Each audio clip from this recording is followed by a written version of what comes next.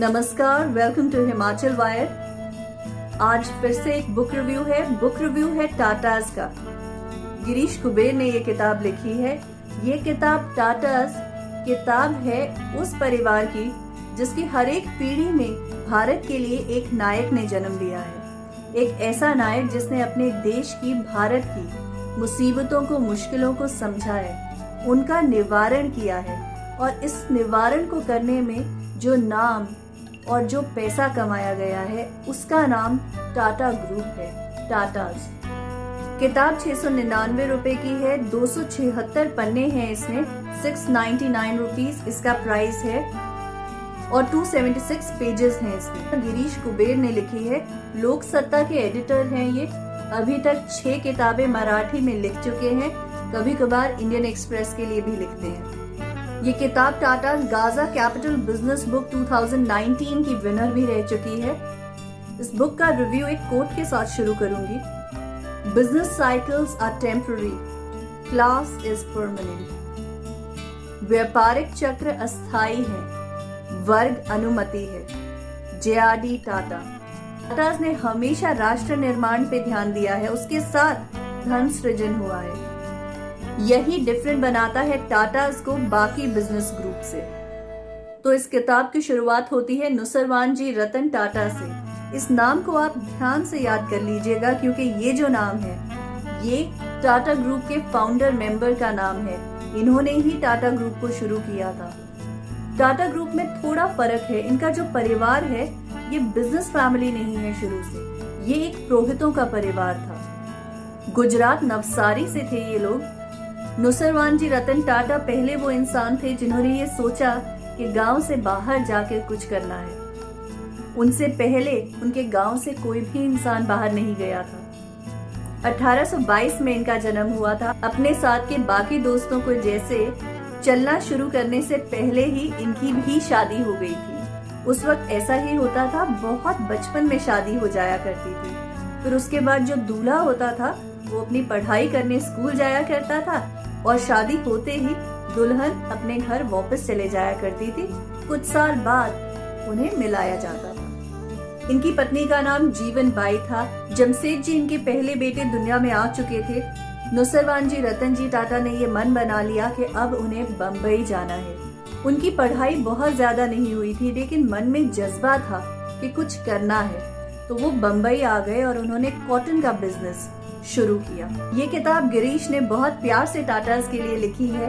वो इसमें लिखते हैं कि सारे सितारे जिस तरह इकट्ठे हो गए हों जमशेद जी के लिए, उस तरह इन्हें किस्मत का साथ मिल रहा था। जब ये पैदा हुए तो पंडितों ने कहा था कि ये बच्चा बहुत पैसे कमाएगा, इतने पैसे बनाएगा कि 7 मंजिल का घर बनाएगा अपने लिए। जमशेद जी टाटा ने बहुत 7 मंजिल के घर बनाए, अपने लिए भी और बाकी सबके लिए भी। जमशेद जी टाटा की शादी हुई हीराबाई दाबू से। हीराबाई दाबू के गाल पर एक बहुत बड़ा तिल था। उनके ससुर नुसरवान जी का ये मानना था कि ये लड़की हमारे घर में बहुत बरकत लाएगी। नुसरवान जी रतन टाटा के बाद जमशेद जी नुसरवान जी टाटा ने टाटा ग्रुप को आगे बढ़ाया। टाटा ग्रुप की शुरुआत सही मायनों में जमशेद जी नुसरवान जी टाटा के वक्त ही हुई। चीजें बहुत ज्यादा बदल गई थी। जमशेद जी नुसरवान जी टाटा के पास वो पढ़ाई थी, वो पैसे थे जिससे वो चीजों को आगे बढ़ा सकते। लेकिन चीजें किस तरीके से आगे बढ़ेगी, टाटा ग्रुप का शुरुआती दौर से कभी भी सिर्फ पैसे कमाने का अंदाज नहीं था। जमशेद जी टाटा 20 साल की उम्र में पिता बन चुके थे। इनका पहला बेटा सर दोराब जी टाटा, बाद में जिनकी शादी मेहरबाई से हुई, और दूसरा बेटा रतन टाटा जिनकी शादी नवज बाई से हुई। दोराब जी टाटा और रतन टाटा दोनों ही बहुत कामयाब और बहुत काबिल बेटे थे। दोराब जी टाटा ने जहां जमशेद जी के सपनों को पूरा किया, रतन टाटा ने वहीं उनको और 4 चांद लगाए। जमशेद जी टाटा जब पढ़ाई कर रहे थे तो 1835 में एजुकेशन एक्ट पास हुआ। इस एजुकेशन एक्ट के अंदर भारतीयों को अंग्रेजी सिखाना और अंग्रेजी तहजीब सिखाने का निर्णय लिया गया। जमशेद जी टाटा पढ़ाई में बहुत अच्छे थे और नुसरवान जी टाटा ये चाहते थे कि उनके बच्चे जितनी पढ़ाई कर सकें उतनी उन्हें करनी चाहिए। 1856 में जमशेद जी टाटा ने यूनिवर्सिटी ऑफ बॉम्बे में दाखिला लिया। बहुत अच्छे से अपनी पढ़ाई पूरी करी। जब वो 17 साल के हुए तो उन्होंने एल्फिंस्टन कॉलेज में दाखिला लिया। वहाँ पर भी हर चीज में अव्वल रहे। अपनी पढ़ाई पूरी करने के बाद वो कामकाज में लग गए, लेकिन उनका प्यार हमेशा चार्ल्स डिकेंस और मार्क ट्वेन की राइटिंग्स रही। सेठ जी टाटा के भाई आर.डी. टाटा उनके बहुत क्लोज थे। उन्होंने उनके बेटे दोराब टाटा को बहुत मदद करी उनका बिजनेस चलाने के लिए। ऐसा कह सकते थे कि वही उनकी स्ट्रेंथ थे। किताब में ऐसा लिखा है कि एक इंस्टेंस ऐसा भी था जिसमें दोराब टाटा आर.डी. टाटा से बहुत नाराज हो गए थे। बाकायदा चिट्ठी लिखकर नाराजगी बयान की थी उन्होंने। आर.डी. टाटा ने मोतियों और परफ्यूम का फ्रांस में बिजनेस शुरू किया। इस कारण उन्हें बहुत बार फ्रांस आना जाना होता था। इसलिए उन्होंने सोचा कि मुझे फ्रेंच सीखनी चाहिए। एक लैंग्वेज का, फ्रेंच लैंग्वेज का टीचर हायर कर लिया, एक टीचर लगा लिया जिससे वो सीखे। कितनी फ्रेंच सीखी उन्होंने, इसका ब्यौरा तो इस किताब में नहीं है। हाँ, लेकिन जो टीचर था उसकी बेटी सुजैन से आर.डी. टाटा को बहुत प्यार हो गया और सुजैन को भी उतना ही प्यार आर.डी. से हो गया। आर.डी. टाटा की उम्र उस वक्त 45 इयर्स थी और सुजैन लगभग उनसे आधी उम्र की थी। आर.डी. टाटा एक विडोअर भी थे। उनकी बीवी की मृत्यु बहुत बचपन में हो गई थी। सुजैन से शादी कर लेने का जब दोराब जी को पता चला तो उन्होंने एक चिट्ठी लिखी और उसमें 8 पॉइंट्स लिखे कि क्यों वो इस शादी से सहमत नहीं है और क्यों उन्हें ये शादी नहीं करनी चाहिए थी। आर.डी. इस बात से थोड़ा घबरा गए कि उनकी बीवी को उनका परिवार शायद एक्सेप्ट ना करे। तो उन्होंने उस वक्त सुजैन से यह आग्रह किया था कि क्या आप अपना रिलीजन बदलेंगी। सुजैन का ये कहना था कि कोई इंसान जो आपसे बेइंतहा प्यार करता है उसके लिए इतनी छोटी सी चीज नहीं की जा सकती क्या। सुजैन अपने बच्चों के साथ ज्यादातर फ्रांस में ही रही। आर.डी. बिजनेस के लिए ट्रैवल करते रहते थे। सुजैन अपने आप में एक असली टाटा थी। जब वर्ल्ड वॉर 1 की लड़ाई शुरू हुई, सुजैन पेशे से एक नर्स थी, तो उन्होंने पूरी तरह से मेडिकल फैसिलिटीज में अपना योगदान दिया। बच्चों का ख्याल रखना और प्रोफेशन में भी अपना योगदान देने में वो इतनी मसरूफ हो गई कि अपनी सेहत का ठीक से ध्यान नहीं रख पाई और उन्हें ट्यूबरक्लोसिस हो गया था, जिसकी वजह से उनकी मृत्यु भी हुई। टाटा ग्रुप की कुछ वैल्यूज है, एथिक्स है। टाटास कभी एक दूसरे के बारे में ना पब्लिकली बुरा बोलते हैं ना प्राइवेटली कुछ बुरा बोलते हैं। बहुत ही विनम्र रहना इन्हें सिखाया जाता है। अच्छी शिक्षा प्राप्त करने के लिए इन्हें प्रोत्साहित किया जाता है। इनका ये मानना है कि कोई भी बिजनेस बढ़िया बनाने के लिए उस बिजनेस में इनका ये मानना है कि कोई भी बिजनेस बढ़िया बनाने के लिए उस बिजनेस से जुड़े लोगों को अच्छे से दुनिया ट्रैवल की हुई बहुत जरूरी है। वो लोग जो ट्रैवल करने के लिए तैयार है किसी भी बिजनेस के लिए बहुत जरूरी है। टाटा ग्रुप की शुरू से ही एक विजन रही है। इसका मैं आपको किताब से एक एग्जाम्पल देती हूँ। नागपुर में इन्होंने एक कॉटन मिल शुरू करी। इससे पहले ये बम्बई में काम कर रहे थे। बम्बई में लोगों का काम करने का तरीका अलग था। अगर ज्यादा काम हो तो वो कुछ घंटे ज्यादा भी काम कर लेते थे और शनिवार इतवार को भी काम करने आ जाते थे। पर नागपुर में अलग था। नागपुर में लोग हफ्तों छुट्टियां लेते थे, कभी आते थे कभी नहीं आते थे। 80% से ज्यादा तो लोग कभी आते ही नहीं थे। अब इस बात से टाटास गुस्सा नहीं हुए और उनके कान नहीं खींचे। टाटास ने प्रोविडेंट फंड शुरू किया। लोगों को ये तसल्ली दी कि जब बहुत साल यहाँ पे काम करने के बाद आप घर पर आराम करेंगे तब भी आपकी जीविका बहुत अच्छे से चलेगी। स्पोर्ट्स डे, फैमिली डे अक्सर मनाने लगे। इंश्योरेंस वहाँ पे इंट्रोड्यूस करी कि फैक्ट्री में रहते हुए अगर कोई एक्सीडेंट हो जाता है तो आपका पूरा ध्यान रखा जाएगा। धीरे धीरे चीजें ठीक हो गई और काम की रफ्तार बढ़ गई। ये टाटास का तरीका था। ये वो वक्त था जब उस वक्त फैक्ट्रीज एक्ट में लंदन में भी ये सुविधाएं नहीं दी जाती थी। ये विजन थी टाटास की। नागपुर में फैक्ट्री के लिए जमीन देखने के लिए जब बार बार चक्कर लग रहे थे तो जबलपुर के झरनों पर जमशेद जी टाटा की नजर गई और वहां पे उस वक्त उन्होंने ये सोचा था कि हाइड्रो इलेक्ट्रिक प्लांट यहाँ पे बनाना चाहिए और उनका मन था, ये सपना था ये बनाने का। कुछ रीजंस की वजह से वो पूरा नहीं हो पाया। अब इस बात को आप समझिएगा कि ये तब की बात है जब पहला hydro electric plant Wisconsin America में भी नहीं बना था। 1896 और 1899 के बीच 1896 और 1899 के बीच ब्यूबोनिक प्लेग फैली थी। केवल 1898 में ही बम्बई में 18,000 के करीब लोग मर गए थे। इस बीमारी की चपेट में जो भी आता था 90% उसकी मृत्यु हो जाती थी। बहुत बुरे हालात थे। ऐसे में 1857 में एक रशियन डॉक्टर प्रोफेसर हेल्डमर हेफ्किन ने एक दवा खोज ली, लेकिन कुछ कारणों की वजह से उस दवाई के बारे में अंधविश्वास फैल गया। जमशेदजी टाटा, जिन्हें इंसाइक्लोपीडिया भी कहा जाता था, बहुत वेल रेड थे और वैरायटी ऑफ सब्जेक्ट्स पे पढ़ा करते थे। उन्होंने प्रोफेसर हेल्डमर हेफ्किन को कहा था कि आप ये इंजेक्शन मुझे लगा सकते हैं और मेरे सारे स्टाफ को लगाइए। बाकी मदद तो ब्यूबोनिक प्लेग के टाइम पे वो कर ही रहे थे। टाटा परिवार शुरू से ही भारत में जो भी कोई दिक्कत आई है उसको अपने परिवार की तरह समझते हुए सबकी मदद करता है। आर.डी. टाटा की पत्नी सूनी सुजैन की मृत्यु फ्रांस में ट्यूबरक्लोसिस से हो गई थी। उस वक्त समय ऐसा था कि भारत में बिजनेस ठीक नहीं चल रहा था, कुछ मुश्किलें आ रही थी। दोराब जी बहुत परेशान रहते थे। आर.डी. टाटा ने दोराब जी को ये विश्वास दिया कि जब तक चीजें यहाँ पे ठीक नहीं हो जाती मैं फ्रांस नहीं जाऊंगा। लेकिन मृत्यु तो किसी के लिए रुकती नहीं ना।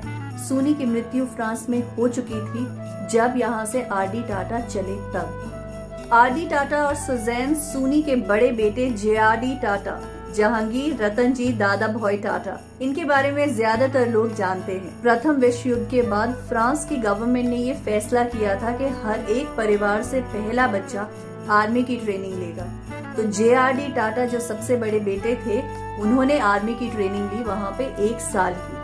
आर.डी. टाटा भी अपने बेटे जे.आर.डी. टाटा के लिए प्रोटेक्टिव थे। उन्हें कभी 2 व्हीलर लेने की उन्होंने परमिशन नहीं दी थी। जो पहला मोटरसाइकिल जे.आर.डी. टाटा ने लिया था वो एक सेकेंड हैंड मोटरसाइकिल था, उस वक्त 100 रुपए का आया था।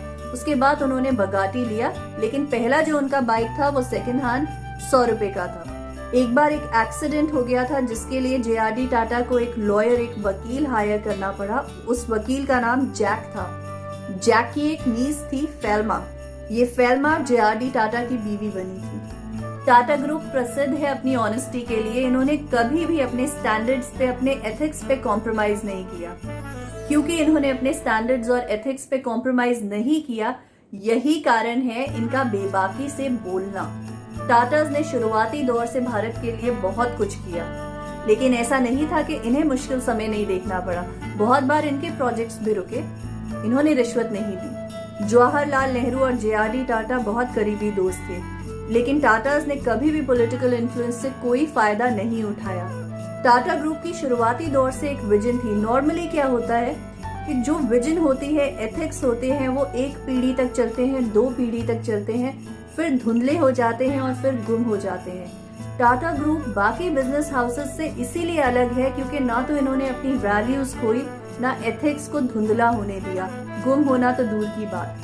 टाटा ग्रुप के जो फाउंडर हैं जमशेदजी टाटा, उन्होंने इस तरीके की विजन सामने रखी और ऐसे वैल्यूज अपने परिवार में डाल दिए कि आज तक वो चलते जा रहे हैं। अब ताजमहल होटल की बात सुनिए आप। अपने बिजनेस के सिलसिले में जमशेदजी टाटा बहुत जगह पे भारत में घूमते थे। उस वक्त गोरे साहब, ब्राउन साहब और ब्लैक साहब के लिए अलग अलग होटल हुआ करते थे। भारतीयों को अच्छे होटल्स में जाना अलाउड नहीं था। छोटे छोटे कमरे, अंधेरे, मच्छर से भरे हुए, इस तरीके के कुछ होटल्स होते थे, उसमें भारतीयों को जाने दिया जाता था।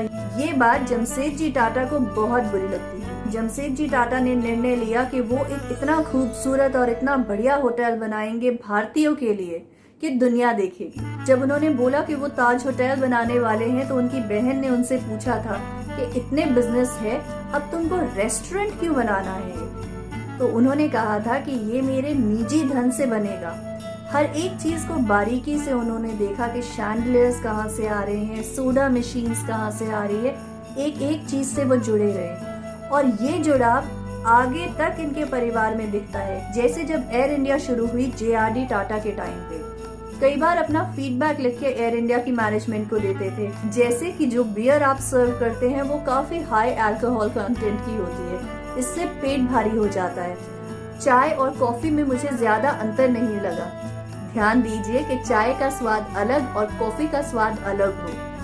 कुर्सियां ठीक से रिक्लाइन नहीं हो रही थी सारी, आप उन्हें ठीक करवाइए। इस तरह की छोटी छोटी बातों में टाटा परिवार ने हमेशा ध्यान दिया है। लोगों को सुविधा रहे, जो लोग पैसे दे रहे हैं जो लोग आप पे विश्वास करके आपकी सर्विसेज ले रहे हैं उनको पूरा पैसा उनका वसूल होना चाहिए। जब इस देश के बाकी कारोबारी धन अर्जित करके अपनी सुख सुविधाओं के बारे में सोच रहे थे, उस वक्त रतन टाटा स्कूटर पे जाते हुए परिवारों को देख रहे थे कि एक स्कूटर पे एक माता पिता का जोड़ा जा रहा है। माता ने एक हाथ से एक बच्चे को पकड़ा है और एक हाथ से पिता को, और पिता के आगे स्कूटर पे एक बच्चा और खड़ा है। रतन टाटा उस वक्त ये सोच रहे थे कि किस तरह मैं इन्हें कार उपलब्ध करवाऊं, और उन्होंने करवाई भी। जर्मनी कभी इंडिया को जीत नहीं पाया था, उन्होंने इसे इंडिका बोला था जिसे जीत नहीं सकते। रतन टाटा ने पहली कार बनाई इंडिका। इंडिका जब पहली बार बनी तो उसमें कुछ नुक्स निकले, सारे नुकसान टाटा कंपनी ने सहे और दोबारा से इंडिका को लॉन्च किया, इंडिका V2। जब पहली बार इंडिका लॉन्च हुई थी तो उसका स्लोगन था मोर कार पर कार, और जब दूसरी बार इंडिका लॉन्च हुई तो उसका स्लोगन था इवन मोर कार पर कार, और जब ये दूसरी बार लॉन्च हुई तो ये बेस्ट कार की श्रेणी में आई। उसके बाद हर तरह से अफोर्डेबल और हर तरह से इंडियन नैनो लॉन्च हुई। इन दोनों कार्स को लॉन्च करने के लिए रतन टाटा खुद चलाकर लेके आए थे। जब इंडिका को पहली बार लोगों ने देखा जिसे रतन टाटा चला रहे थे तो उन्होंने कहा कि this is Kohinoor on wheels. 1892 में जब पहली बार ब्रिटिशर्स ने इंडियन सिविल सर्विसेज एग्जाम को इंडियंस के लिए ओपन किया तो ये टाटास थे जिन्होंने इंडियंस को उत्साहित किया कि आप इन एग्जाम्स को लीजिए। पहली 2 महिला भारतीय डॉक्टर्स लंदन पढ़ने गई, उनको लोन टाटास ने दिया। उनका ये मानना था कि देने के लिए तो हम इनकी पूरी पढ़ाई का खर्चा उठा सकते हैं, लोन देने की जरूरत नहीं है, पर ये अपनी मर्जी से जब चाहे ये पैसे हमें वापस कर दें। जो ये पैसे देंगे वो आगे और लोगों की मदद करने के लिए काम आएंगे। ऐसे ही 5000 और काबिल बच्चों को उन्होंने बाहर भेजा पढ़ाई लिखाई के लिए। जब भारत स्वतंत्र हो रहा था तो टाटास ने ये समझा कि भारत को डॉक्टर्स की जरूरत पड़ेगी, इंजीनियर्स की जरूरत पड़ेगी, साइंटिस्ट की जरूरत पड़ेगी। भारत के लिए किसी चीज को बनाने के लिए टाटास दूसरों पे निर्भर नहीं थे। 1896 में टाटास ने अपनी 17 बिल्डिंग्स बेची बॉम्बे में, और बहुत बड़ा जमीन का हिस्सा भी बेचा। इस पैसे से उन्होंने Indian institute of science Bangalore में बनाया। टाटास का नाम एडवर्टाइजिंग इंडस्ट्री में भी बहुत इज्जत से लिया जाता है। इनके जो एडवर्टाइजमेंट्स होते हैं वो अलग ही होते हैं। जैसे टाटा टी का एडवर्टाइजमेंट कैंपेन आप याद कीजिए, पहला स्लोगन था जागो रे, कि अपनी रिस्पॉन्सिबिलिटीज के लिए आप जाग जाइए, आपकी भी सोशल रिस्पॉन्सिबिलिटीज है। टाटा चाय पी के अपनी रिस्पॉन्सिबिलिटीज को याद कीजिए और उन्हें पूरा कीजिए। दूसरे साल इसका कैंपेन था खिलाना बंद करो, पिलाना शुरू करो, रिश्वत नहीं देनी है, चाय पिलाओ। मुझे ये किताब बहुत पसंद आई क्योंकि अभी तक ज्यादा जो पढ़ा था सुना था वो रतन टाटा के बारे में और JRD टाटा के बारे में ही पढ़ा था। आप इस किताब को पढ़ेंगे तो देखेंगे कि गोल्डन लाइनेज है टाटास की, एक हिस्ट्री है, खूबसूरती है टाटास की। आजकल बुक्स की डिलीवरीज हो नहीं रही है तो मैंने आपको जैसे बताया कि ये किताब मैंने ऑडिबल पे सुनी, Amazon का ऐप है। ऑडिबल पे जब आप किताब सुनते हैं या कोई भी ऑडियो बुक सुनते हैं तो जरा ध्यान देना पड़ता है आपको। तो किताब के पन्ने की तरह आप बार बार पलट नहीं सकते हैं। कोई रेफरेंस लेना हो तो इस पन्ने से पिछले पन्ने पे जाना थोड़ा मुश्किल होता है, लेकिन इस वक्त में नई किताब सुनने को मिल गई और वो किताब टाटास पे हो तो उससे बढ़िया बात कोई नहीं है। Thank you.